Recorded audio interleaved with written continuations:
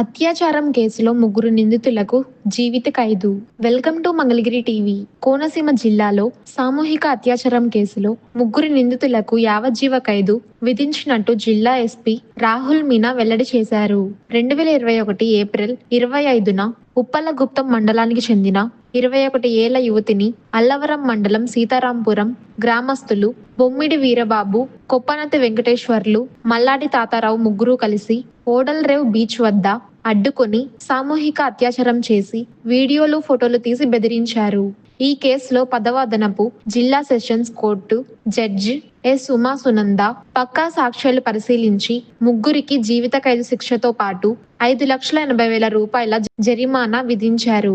మహిళలు, చిన్నారులపై అత్యాచారాలు చేస్తే కఠిన శిక్ష తప్పదని ఎస్పీ స్పష్టం చేశారు. ఇలాంటి డైలీ న్యూస్ అండ్ అప్డేట్స్ కోసం మన మంగళగిరి టీవీని ఫాలో చేయండి. డెలివరీ పార్ట్నర్ జాబ్ కోసం చూస్తున్నారా? టోటల్ ఫ్రెష్ యాప్ లో జాబ్ వేకెన్సీ అవైలబుల్ గా ఉన్నాయి. For more details please contact this number.